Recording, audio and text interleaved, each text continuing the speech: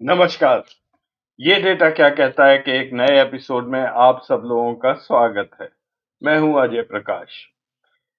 Transparency and Modi, यानी कि मोदी और पारदर्शिता, ये दोनों शब्द आपस में पर्यायवाची लगते हैं, ऑपोजिट ऑफ ईच अदर। और इसका कारण ये है कि मोदी जी जब भी कोई बड़ा निर्णय लेते हैं, तो वो देखने में तो पब्लिक को, हम सबको बहुत अच्छा लगता है। लेकिन उसके पीछे की जो असलियत है, वो समझने में हम सब लोगों को थोड़ी देर लगती है। मोदी जी के पिछले 10 साल के कार्यकाल में कई सारे ऐसे ट्रांजैक्शन हुए हैं या इवेंट्स हुए हैं या प्रोजेक्ट्स हुए हैं जो बिल्कुल ओपेक हैं, जिसके बारे में जनता को पता ही नहीं चलता है, इसलिए वो सवाल भी नहीं पूछते हैं। उदाहरण के लिए पीएम केयर्स फंड है, उसका किसी को नहीं पता है। और फिर इलेक्टोरल बॉन्ड, वो भी जब तक हम सुप्रीम कोर्ट नहीं गए और सुप्रीम कोर्ट ने डंडा लगाया, तब उनके बारे में हमें पता चला। मोदी जी के अपने खर्चों के बारे में, वो इतने ज्यादा कपड़े बदलते हैं, उसके पैसे कहाँ से आते हैं? तो ये इसके बारे में कई आरटीआई हो चुकी हैं, लेकिन सरकार ने उसका जवाब देने से इनकार कर दिया है। जैसा मैंने कहा, मोदी जी जब भी कोई काम करते हैं, तो उसका मकसद कुछ और होता है और कुछ और जनता को बताया जाता है। मैं आज बात करूंगा दो दो चीजों की, दो विषय पर। सबसे पहला है पैन कार्ड 2.0, जिसे हम बोल रहे हैं पैन 2.0, जिसमें सरकार ने 2 दिन पहले कहा है कि नए पैन कार्ड हम इश्यू करेंगे जिसमें क्यूआर कोड होगा। और दूसरा मैं बात करूंगा, एक ब्रॉडकास्ट बिल आया था कुछ महीने पहले। क्या आप लोगों को याद है उसके बारे में? क्या हुआ था, क्यों आया और वो कैसे विड्रॉ कर लिया गया? सबसे पहले मैं बात करूंगा पैन 2.0 प्रोजेक्ट, जो 25 नवंबर को cabinet committee of economic affairs ने ये अप्रूव किया है इनकम टैक्स डिपार्टमेंट को। अब मेरा अपना पर्सनल ऐसा मानना है कि ये प्रोजेक्ट जो भी सरकार बोल रही है, और इस बारे में बहुत कम बोल रही है, लेकिन इसका असली मकसद वो नहीं है जो सरकार दिखा रही है। 25 तारीख को ये प्रोजेक्ट अप्रूव हुआ और 26 नवंबर को central board of direct taxes ने एक प्रेस रिलीज दिया, pan 2.0 project of CBDT receive CCA approval. उसमें इन्होंने इस चीज के यहाँ पर डिटेल दिए हैं कि ये प्रोजेक्ट क्या है, और इसके साथ एक एनेक्शर लगाया जिसमें फ्रीक्वेंटली आस्क्ड क्वेश्चन, उन्होंने अपनी तरफ से कुछ क्वेश्चन दिए और उनका जवाब दिया। इसी प्रेस अनाउंसमेंट में मैं जो ऑब्जेक्टिव्स हैं पैन 2.0 के, उनको यहाँ पे जूम करके दिखा रहा हूँ। Pan 2.0 is a significant steps towards aligning with Digital India Initiative, ये पहली लाइन है। अब इसका मतलब मेरे को समझ नहीं आया, इसका क्या? आप डिजिटल इंडिया, पहले भी पैन कार्ड में 10 डिजिट्स होते थे। It focuses on eco friendly paperless processes while establishing PAN as a common identifier। इस चीज में नया क्या है? सबके पास कार्ड ऑलरेडी पहुंच चुके हैं। जो इनफैक्ट मेरे पास वो कार्ड है जो पहले पेपर में आता था और लैमिनेट होके हम लोग रखते थे, वही कार्ड मेरे पास अभी तक चला आ रहा है। और इसके फीचर्स अगर आप देखेंगे, सिंगल पोर्टल, भाई ये आपका इंटरनल प्रोसेस है। इको फ्रेंडली पेपरलेस प्रोसेस, इसकी समझ नहीं आई। PAN will be issued free of cost, ये अपने में स्टेटमेंट ही गलत है, क्योंकि आगे जाके ये सीबीडीटी कहता है कि अगर आपको पैन कार्ड चाहिए तो आपको पैसे देने पड़ेंगे। Personal demographic data will be protected, आपका डेटा प्रोटेक्ट किया जाएगा पैन डेटा वॉल्ट में। तो क्या अभी तक आप बाजार में ये डेटा बेच रहे थे जो अब आप प्रोटेक्ट करने जा रहे हैं? और डेडिकेटेड कॉल सेंटर, वो आज भी है पैन के। जो फ्रीक्वेंटली आस्क्ड क्वेश्चंस सीबीडीटी ने दिए हैं, उसमें एक दो क्वेश्चंस भी मैं आपको दिखा देता हूं जिनका कोई मतलब नहीं है। What is pan 2.0? It's a e governance project of income tax department for री engineering the business process of tax payer registration services. मेरे ख्याल से यही एक स्टेटमेंट सही है। ये अपना जो उनका बैक एंड सर्वर्स वगैरह है, उसको री इंजीनियर करना है। शायद डेटा बहुत ज्यादा जगह फैला है, बहुत सारी मशीन में फैला है, उसको इकट्ठा करके एक जगह लाना है। इसके लिए ये अनाउंसमेंट करना बाजार में कि हम ये कर रहे हैं, वो कर रहे हैं, उसकी कोई ज़रूरत नहीं थी। आज भी पैन नंबर आपका ऑथेंटिकेट होता है बैकएंड सिस्टम से। तो इसमें भी कोई नया नहीं है कि हम ऑथेंटिकेट करेंगे और वैलिडेट करेंगे।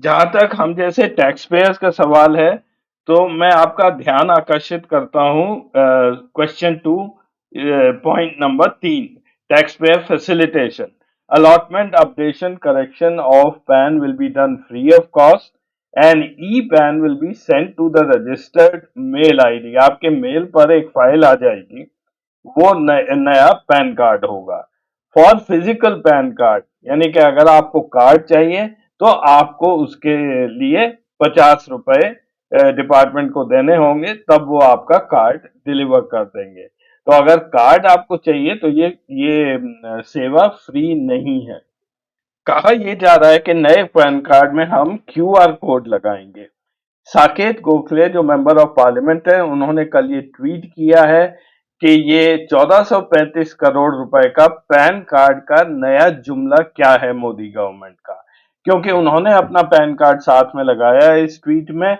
और उन्होंने कहा है कि 4 साल पहले जब उन्होंने पैन कार्ड लिया उसमें क्यूआर कोड वहां एग्जिस्ट करता था उसकी उन्होंने एक कॉपी भी यहाँ पर लगाई है जो मैं आपको दिखा रहा हूँ और ये एक और इन्फॉर्मेशन मैंने इंटरनेट से निकाली है एक यूजर है राजू नाम से अगस्त 31 2019 का उन्होंने ये ट्वीट किया है उसमें लिखा है कि PAN card are now being printed with enhance quick response code यानी कि क्यूआर कोड अगस्त 2019 में भी इनको जब दिया था कार्ड तब उसके अंदर क्यूआर कोड था अब इसके बारे में थोड़ा सा डेटा और आप समझ लीजिए ये पैन 2.0 प्रोजेक्ट जो कैबिनेट कमेटी ने 2 दिन पहले अप्रूव किया है उनके मुताबिक लगभग 78 करोड़ पैन कार्ड हैं देश में 78 करोड़ और टैन नंबर 73.28 लाख हैं इन दोनों को नए सिरे से ये नया पैन कार्ड भेजा जाएगा और इस काम के लिए सेंट्रल गवर्नमेंट ने 1435 करोड़ रुपए सैंक्शन किए हैं साकेत गोखले ने जब इसको जुमला कहा तो एक तरह से मैं भी ये मानता हूं कि उन्होंने ठीक ही कहा है 1435 करोड़ 78 करोड़ अगर पैन कार्ड हैं तो लगभग 200 रुपए का एक नया पैन कार्ड पड़ेगा अगर सरकार हमसे पैसे नहीं ले रही होती कार्ड फिजिकल कार्ड के तब चलिए एक तरह से ये मान भी लेते कि ये फिगर सही है लेकिन कार्ड के लिए सरकार अलग से हमसे 50 रुपए ले रही है कार्ड हमको केवल ईमेल पर इलेक्ट्रॉनिक फॉर्म में आएगा और बिना अप्लाई किए आएगा यानी कि आपको अप्लाई भी नहीं करना है इसका मतलब क्या है इसका मतलब ये है कि कोई एक वहां पर सॉफ्टवेयर प्रोग्राम लिखेगा जो पुराना डेटा लेगा उसमें नई तरीके से उसे रिफॉर्मेट किया जाएगा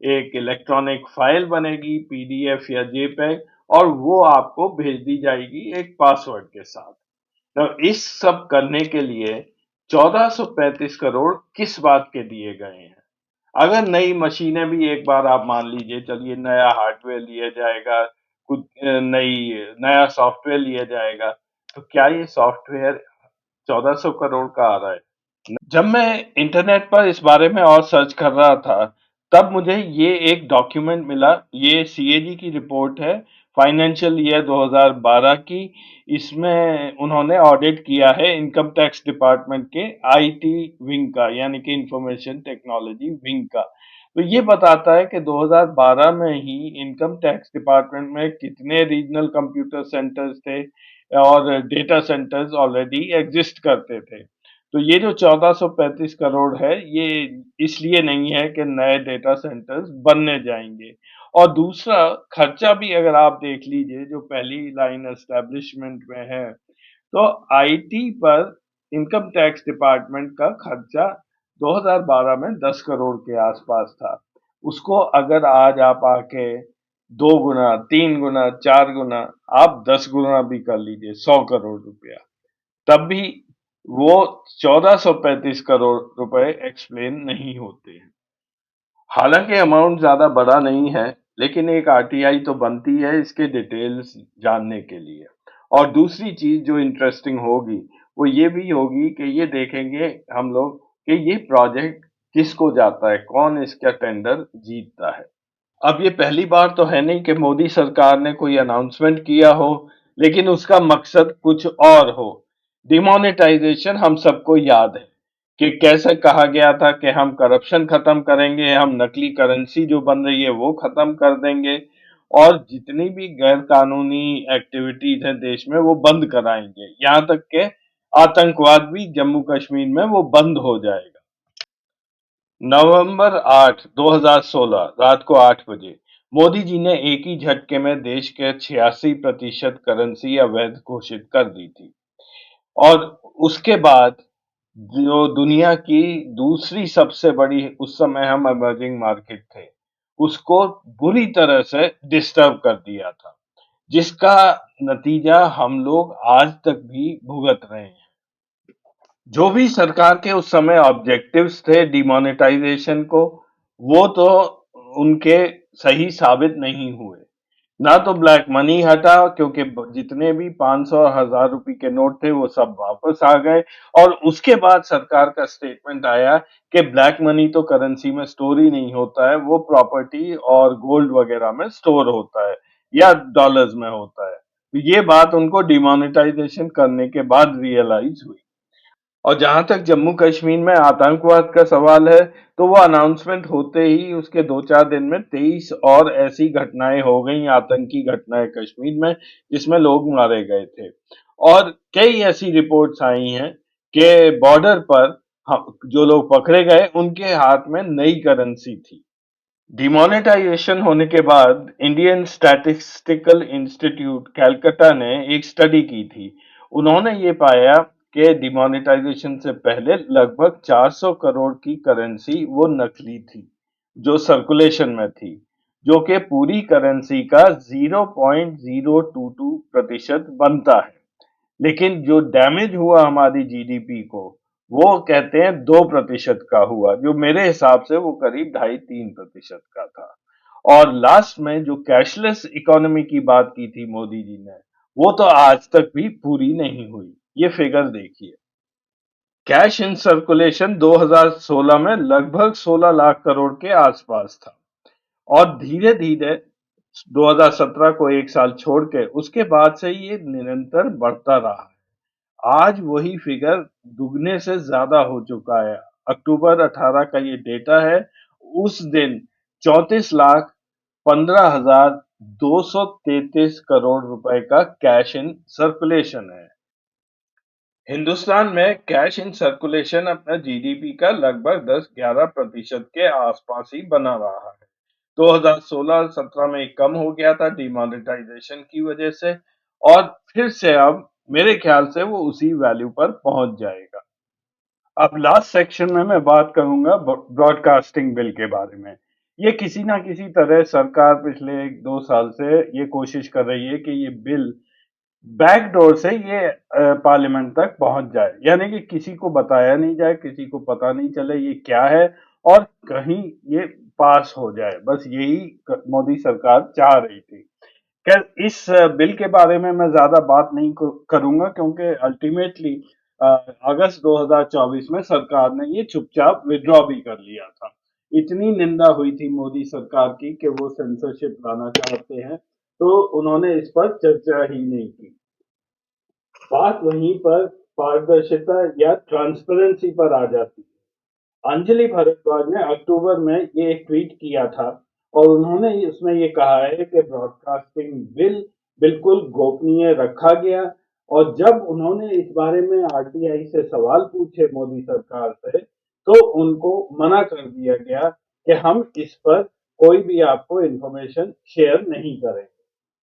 वैसे तो अंजलि भारद्वाज बहुत जानी-मानी पर्सनैलिटी हैं, लेकिन मैं जल्दी से बता दूँ जिन लोगों को नहीं पता है, ये एक सोशल एक्टिविस्ट है, काफ़ी अच्छा पढ़ी-लिखी हैं, लेडी श्री राम कॉलेज से और ऑक्सफोर्ड यूनिवर्सिटी से। ये इन्वॉल्व्ड हैं आरटीआई के कैंपेन्स में, whistle blower protection act, Lokpal, लोक आयोग, इन सब चीज़ों में इनका एक संगठन है, सतर्क नागरिक संगठन। ये उसके द्वारा ये अपना कार्य करती हैं। इनके बारे में इंफॉर्मेशन आपको कहीं भी इंटरनेट पर मिल जाएगी। ये bill draft broadcasting services regulation bill 2024 के नाम से जाना गया। एक खबर छपी थी और मैं ये आरटीआई के जो सामने है आपकी स्क्रीन पर इसी के जरिए बोल रहा हूँ। एक खबर छपी थी हिंदुस्तान टाइम्स में कि ये जो बिल है ये ड्राफ्टिंग स्टेज में है, लेकिन राज्यसभा में ministry of information and broadcasting ने ऐसा कहा कि कुछ लोगों के साथ ये बिल शेयर किया गया है। तो उसी बारे में अंजलि भारद्वाज ने ये आरटीआई किया था और उन्होंने 2-3-4 प्रश्न पूछे। पहला उन्होंने कहा, please provide a copy of the relevant record decision office memorandum notification authorising sharing of the this bill. ये बिल जो आपने शेयर किया है उसका ऑथराइजेशन चिट्ठी दे दीजिए। फिर मेरे को वो कॉपी दे दीजिए उस चीज की कि जिन लोगों को आपने ये बिल दिया है उनसे आपने क्या अंडरटेकिंग ली थी, वो क्या साइन कराया था, यानी कि वो किसी के साथ साथ बात करेंगे, शेयर करेंगे या नहीं करेंगे इत्यादि। फिर वो बिल की कॉपी उन्होंने मांगी और लास्ट में उन्होंने कहा कि ये लिस्ट दे दीजिए कि किन किन लोगों के साथ आपने ये शेयर किया है। मोदी सरकार was caught on the back foot. एक तो बहुत ही पूर्वली ड्राफ्टेड ये बिल था और दूसरा हमेशा ये शक बना रहा कि ये ओटीटी, यूट्यूब, यहाँ तक के व्हाट्सएप और फेसबुक इस सब पे भी ये लोग सेंसरशिप लगा देंगे। तो होना क्या था? यही हुआ कि सरकार ने अंजलि भारद्वाज की एक भी चीज का जवाब नहीं दिया और उनकी ये आरटीआई क्वेरी रिजेक्ट कर दी। तो सवाल वहीं पर बने हुए हैं। पैन 2.0 किस मकसद से सरकार ला रही है? डिमोनेटाइजेशन क्यों हुआ? क्या मकसद था? और फिर ब्रॉडकास्टिंग बिल क्यों कुछ लोगों को जिनके नाम भी नहीं पता हैं उनको ये दिखाकर विड्रॉ कर लिया गया? हम लोग केवल गेस वर्क कर सकते हैं। आप क्या सोचते हैं? कमेंट्स में अवश्य लिखिए। और आज का एपिसोड देखने के लिए धन्यवाद। अगले हफ्ते फिर मिलेंगे और जाने से पहले अगर आपको कार्यक्रम अच्छा लगे तो उसको सब्सक्राइब करना ना भूलें। नमस्कार।